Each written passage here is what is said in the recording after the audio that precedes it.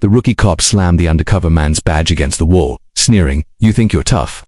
Seconds later, the room went silent as 3 black SUVs screeched to a halt outside. What followed made the entire police station question everything they knew about the man they just tried to humiliate. It was a slow Tuesday afternoon in Eastwood, the kind of day where nothing exciting ever happened, at least not until Officer Dean Harris decided he was bored enough to go hunting for trouble.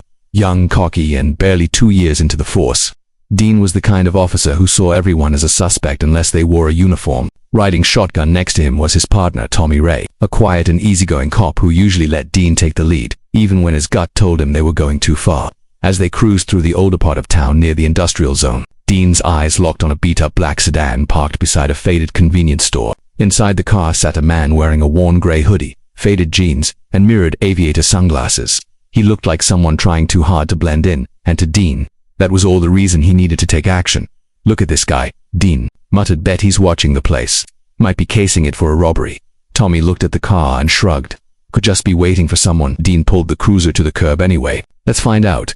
They approached the sedan slowly. The man inside didn't react. He just sat, still and calm, fingers resting on the steering wheel, eyes hidden behind those glasses. Dean tapped the window with the end of his flashlight, harder than necessary. The man turned his head slowly and rolled down the window without saying a word. "ID," Dean barked. The man didn't flinch. He reached into his jacket pocket and handed Dean a leather badge wallet. It wasn't flashy, just a plain dark case with a metal badge and a government seal. No name tag, just the letters, FBI. Dean raised an eyebrow and scoffed. "FBI, right? And I'm the president." "Step out of the car." The man complied, silent and calm. He was tall and built, but didn't move like someone who was nervous. He had the controlled body language of someone trained to keep cool. That only made Dean more suspicious. "What's your name?" Dean asked. "Cole." "Cole what?" "Just Cole," he replied. "You're interfering with a federal operation." That was it for Dean. "Oh, we've got a tough guy here," he mocked. "Let's take him in. Let the real feds sort it out." Tommy hesitated. "Dean, you sure about this?" Dean shot him a look. "He's got no ID other than that fake badge. Could be anyone." Without another word, Dean cuffed the man and shoved him into the back of the cruiser. Cole didn't resist, didn't even blink, just sat back and stared ahead like none of it mattered. Back at the station, Dean marched Cole into the main room like he'd just caught a terrorist. A few other officers gathered around, curious. "Picked up someone pretending to be FBI," Dean announced proudly. Cole looked around the room, then calmly asked, "I need access to a phone. I need to contact my team." Dean chuckled. "You're not contacting anyone until we figure out who you really are." Cole's tone didn't change. "You just compromised a live investigation." Dean slammed the badge wallet onto a desk. "You don't scare me, tough guy. We see your kind all the time pretending to be something you're not." Tommy stood in the corner, his arms folded, his gut twisting. Something didn't feel right. Cole was too composed. His voice wasn't panicked, it was irritated. 10 minutes passed. Then 15, then screeching tires outside. Black SUVs, the kind with tinted windows and federal plates. 4 men in suits stormed through the front door of the precinct like they owned the place. Behind them, Police Chief Reynolds came rushing in, red-faced and breathless. "Where is he?" the chief demanded. "Who?" Dean asked, confused. "Agent Jason Cole," the chief snapped. "Where is he?" Every officer in the room turned toward Dean. The silence was deafening. Cole stood slowly, turning toward the chief. "I'm here. Thanks for coming." Dean froze, his mouth dry, eyes wide. "Wait, what?" The chief spun on Dean. "You detained a federal agent. Are you insane?" Cole stepped forward and handed one of the suited agents a device pulled from inside his jacket, a listening wire. The target was inside the store. We were minutes from confirming the drop location. Dean couldn't speak. His pride, his ego, everything he thought he knew it, all crumbled in an instant. And Cole didn't need to say a word. He'd already won. The precinct felt like it had been flipped upside down.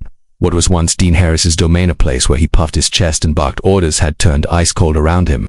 No one met his eye. No one laughed at his usual cocky remarks. It was like a silence had swept through the station, one that carried weight and shame.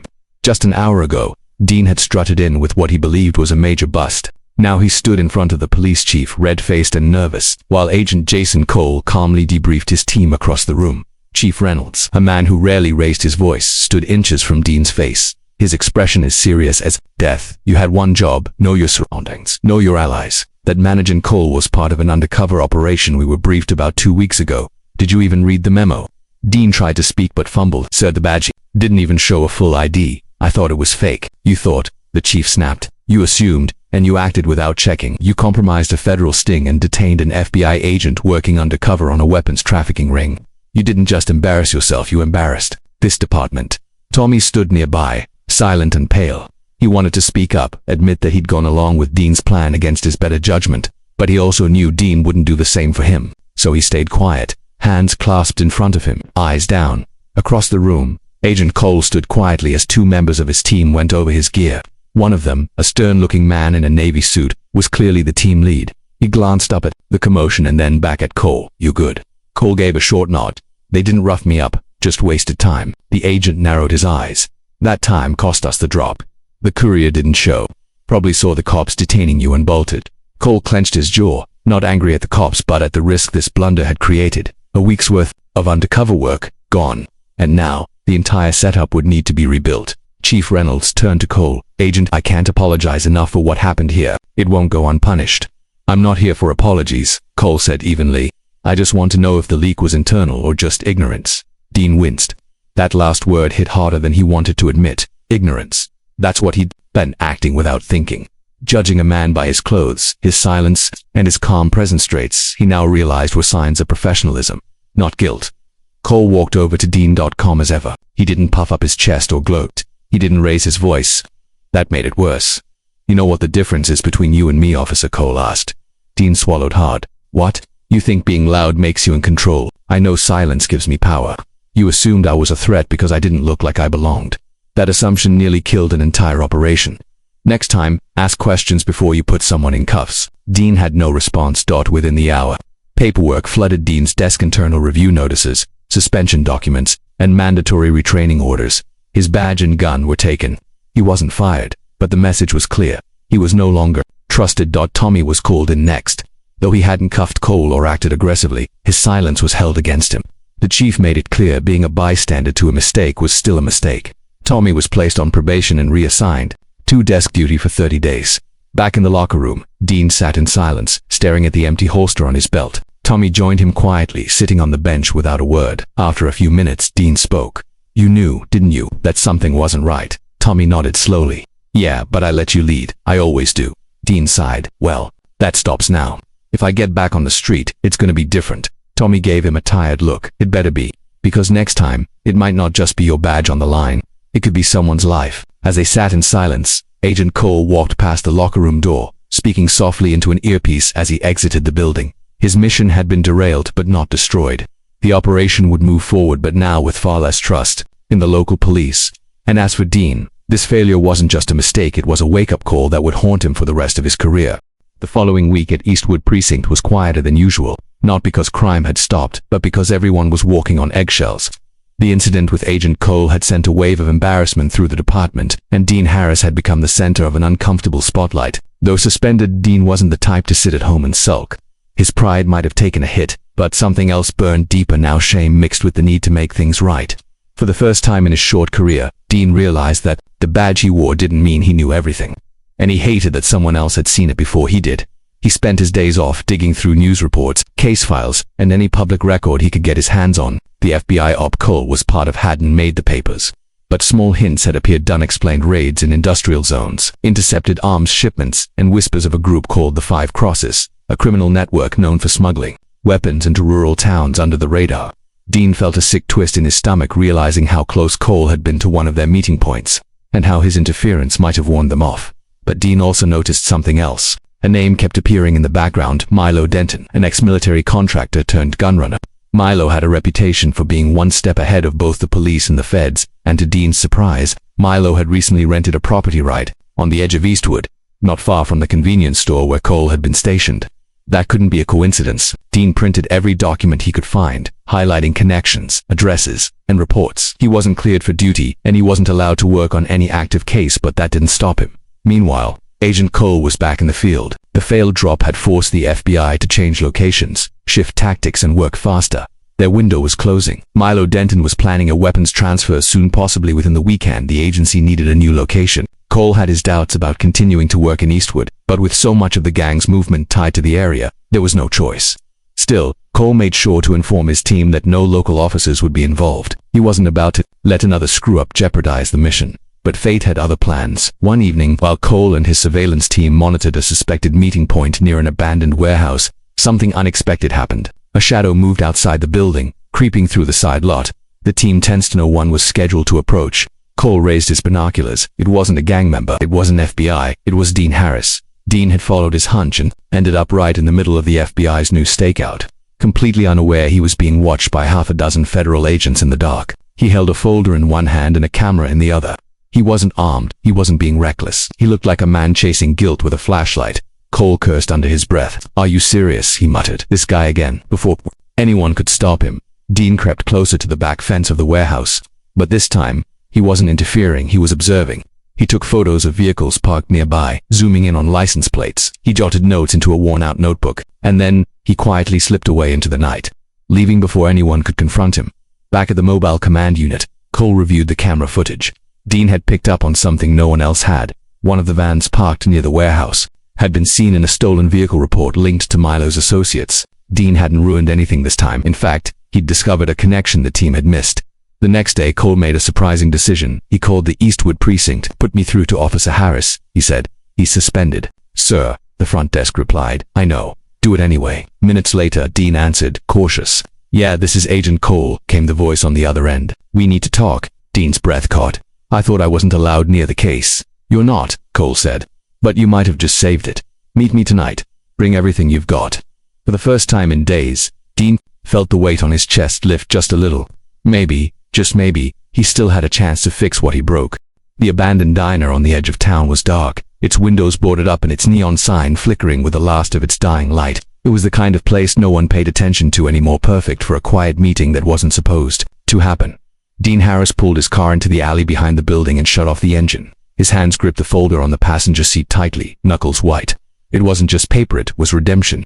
Every note, every map, every photograph he had taken over the last few days felt like proof that he wasn't just some arrogant rookie anymore. Tonight he was ready to earn back something he never thought he'd lose, respect. Inside, Agent Cole was already seated at a dusty booth, lit only by a flashlight laid on the table. He looked up as Dean stepped in, gave a short nod, then went straight to the point. "Let me see what you've got."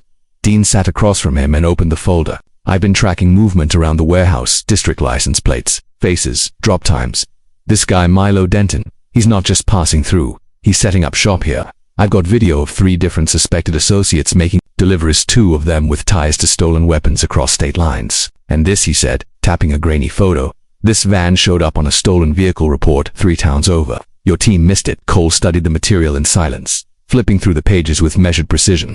Finally he looked up. "You did all this while suspended?" Dean nodded. "I needed to make it right." There was a pause. Then Cole leaned back. "You're still reckless, and you still have a lot to learn. But this," he gestured to the folder, "this is real work, and it just confirmed something we suspected but couldn't prove. Denton is planning the transfer here within the next 48 hours. Dean's pulse quickened. "So what now?" "Now," Cole said, "we move. But you don't tell anyone. At your department. Not even your partner. Not after last time." Dean frowned, but nodded. "I understand." Cole gave a tight nod. "Good, you'll sit in on the prep briefing tonight. But you're not going into the field. You'll assist with logistics. Stay behind the line." For the first time since the disaster at the precinct, Dean didn't argue. He just said, "Got it." That night, in a mobile command center parked near an abandoned factory lot, Dean sat in a chair behind a wall of monitors, surrounded by federal agents prepping for a high-risk takedown. Cole led the team briefing, laying out satellite images, known escape routes, and tactical assignments. Dean watched it all closely, absorbing everything. No jokes, no bravado, just laser-focused dart. At exactly 10:43 p.m., the first movement was spotted. A convoy of black vans pulled into the warehouse lot. Heat signatures confirmed multiple armed men. One of them matched Milo Denton's profile. Dean leaned forward, heart pounding. "Target confirmed," one of the agents said over the comms. Cole's voice came next. "Team 1, hold position. Team 2, secure the west exit. No one moves until my signal." Dean watched the screen like his life depended on it. He recognized one of the men he'd seen him in his own surveillance photos earlier in the week. "That guy," Dean said, pointing, "he always takes the rear exit. You need someone watching that back alley." Cole looked back at him. "Copy that, Agent Moss. Adjust position. Cover rear alley." The minutes crawled. The vans were being unloaded, wooden crates, heavy and marked with false shipping codes. Inside, modified rifles, smuggled parts and ammunition. Just as the crew started moving them inside, Cole gave the order, "Go." In a coordinated sweep, FBI agents surrounded the building. Lights flashed. Shouts filled the air.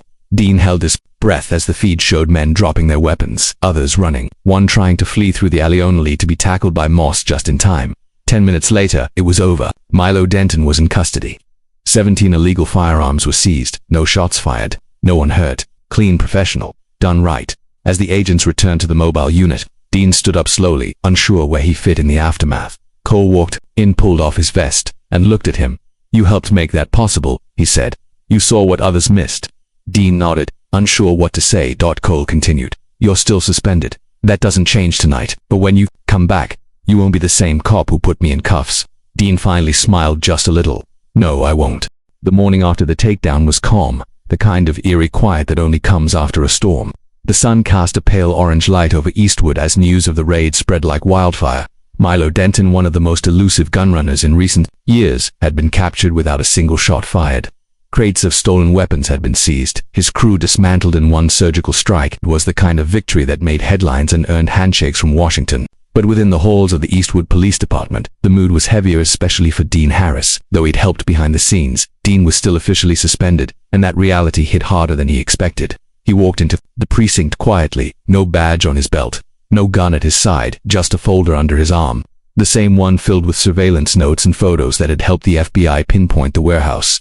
As he passed his fellow officers, some gave him surprised looks, a few nodded respectfully, and others simply looked away, unsure where he stood now. He stepped into Chief Reynolds' office without knocking, something he never would have dared before.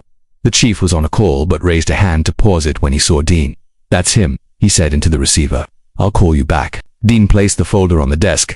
"All the materials I worked on, I figured it should be part of the official case file." The chief leaned back in his chair, eyeing Dean with a mix of disappointment and something softer, perhaps respect. "I spoke to Agent Cole," he said after a pause. "Told me what you did, said you might have saved the operation. That true?" Dean didn't puff his chest or smirk like he once might have. He simply nodded. "I just followed the trail. I couldn't walk away after what I did." The chief studied him a moment longer. "You made a hell of a mistake, Harris, one that could have wrecked your career and put lives at risk. But I also see a man who owned it, learned from it, and stepped up without being asked." Dean stood straighter. "I don't expect to be reinstated right away. I just wanted to do what I could to fix it." The chief opened the folder, flipped through the pages slowly, and sighed. "You're lucky. Not many cops get a second chance after something like this. But Cole believes in second chances. So do I." Dean's eyes flickered with hope. The chief nodded slowly. "You'll be reinstated on probation, desk duty for 60 days, mandatory advanced training. After that, we'll talk patrol." Dean let out a breath he hadn't realized he was holding. "Thank you, sir." "Don't thank me," the chief said firmly. "Just prove you deserve that badge this time." That night, Dean found himself back where the story had nearly ended before it began, sitting across from Agent Jason Cole. This time, it was at a quiet diner that actually served food and had working lights. Cole was dressed down, no suit or earpiece, just a simple jacket and coffee in his hand. "You did good," Cole said, sipping slowly, "but don't let that get to your head. This job isn't about pride. It's about precision, patience, and knowing when to shut up and listen." Dean smirked faintly. "Believe me, I learned that the hard way." Cole set down his cup. "That's why I asked to see you. I've got a friend in the bureau. He trains officers on how to work with federal teams, learn undercover protocols, insurgency coordination, all the stuff you clearly skipped the first time around." Dean raised an eyebrow. "You want me to train with the FBI?" "No," Cole said. "I suggest you do it. Whether you follow through or not, that's up to you. But I think you've got potential once you get out of your own way." Dean looked down at his coffee, then back up at the man he once cuffed without hesitation. "You didn't have to do any of this. Why help me?" Cole shrugged. "Because someone once gave me a second chance. I screwed up worse than you did, but I turned it around. And now it's your turn." They sat in silence for a moment, the tension from their past fading into something like mutual understanding. Dean wasn't just the cocky young cop anymore, and Cole wasn't just the silent agent who'd been wronged. There was something else now, to men who understood the cost of mistakes and the value of redemption. As Dean walked out of the diner into the cool night air, he felt different, not because everything had been fixed, but because he finally knew what it meant to carry the badge with humility. He wasn't chasing approval anymore, he was chasing purpose. The road ahead would still be long. There'd be more tests, more lessons, and probably more mistakes. But this time, Dean Harris was ready, because he'd fallen hard, and now he was learning how to rise. If you enjoyed the story, don't forget to like, share, and leave your thoughts in the comments below. Subscribe to The Black Struggle for more powerful stories that hit hard and stay with you.